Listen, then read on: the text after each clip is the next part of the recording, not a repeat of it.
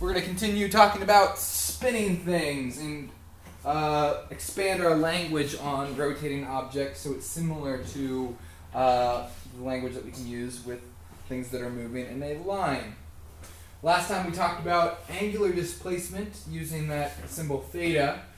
We were able to relate theta with S and R.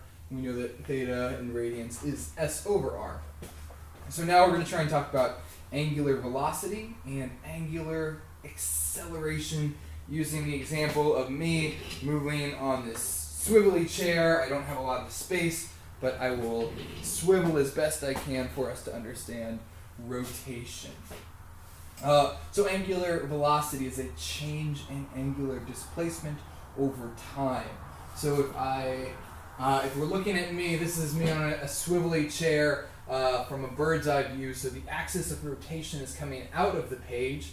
If I swivel from A to B and it takes me, I don't know, a third of a second, that's the time, and we have the radians or the displacement change, so we could figure out the speed that I'm traveling at, the angular velocity that I go from A to B. I'll consider right here this direction to be A, and then I just move out. So I start here at A, move out, I can find my angular velocity. And that's measured in radians per second. Also comparable to linear motion, we have acceleration, and that's the change in angular velocity over time. So if I were to start here at A and move in a circle, and I try and keep the same speed, I try and keep the same angular velocity, then I'm not accelerating. I have zero angular acceleration. Whereas if I try and spin faster and faster and faster, I have some angular acceleration, because angular acceleration is angular velocity over time. So our omega, that's how you say this symbol here, omega, not W, is going that way. And if omega changes, then we have some angular acceleration. Note that the angular displacement, angular velocity, and angular acceleration are the same for all points on a rotating object, whereas it's not true for linear components. So if I look at the displacement, velocity, and acceleration of specific points, they're going to be different. And we could prove this by relating angular velocity to velocity. So I start with my definition, and I said before that the angular displacement is S over R. If you forget that, go back to the last video. I plug that in, and the R is not changing, so that will just go to the denominator. S is changing, but I know what this is. Delta S over V. That's just a change in position over time, a linear change in position over time. So I could call that V. So I'm relating V to omega, and if I multiply both sides by R, then I get this relationship where omega times R is V, the linear velocity. I could do the same with acceleration. If I start with my definition, change in omega over time, and for omega I plug in what I just found out, that omega is V over R. R is not changing, so it will go to the denominator. Delta V over T, I know the definition of that as well. That's linear acceleration. So I plug that in, substitute that for A, and now I have a relationship between angular acceleration and linear acceleration.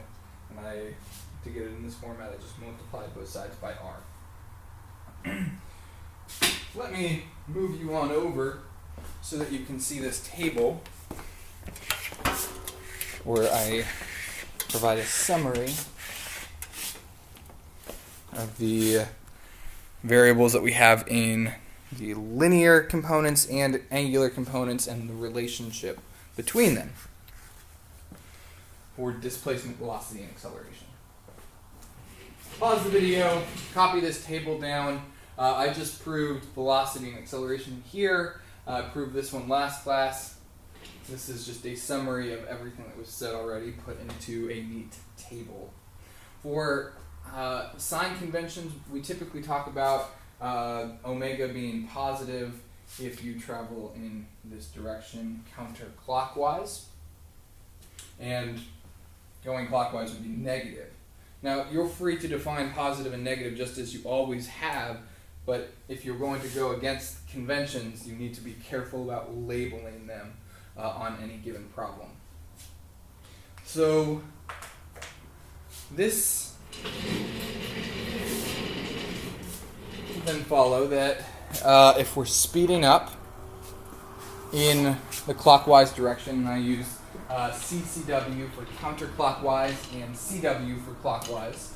So if I'm moving in the clockwise direction and I'm speeding up, it would look something like this. So this way I'm calling to be positive, so I am starting off slow, and then I get faster and faster and faster and faster and faster, and I want to figure out the signs that I should use. Well, omega should be positive, and I'm speeding up in the positive direction, so that should also be positive. If I'm moving in the counterclockwise direction but slowing down, I'm also accelerating, but my acceleration is negative. So I'm moving this way, but acceleration must be going in the opposite direction to slow me down. Speeding up in the clockwise direction, well, I'm going in the clockwise direction, so that's already a negative direction for omega, and I'm speeding up while I do it. Oh, I just hit my knees. Oh, but you guys could imagine that I was speeding up during that time, right? Hopefully so.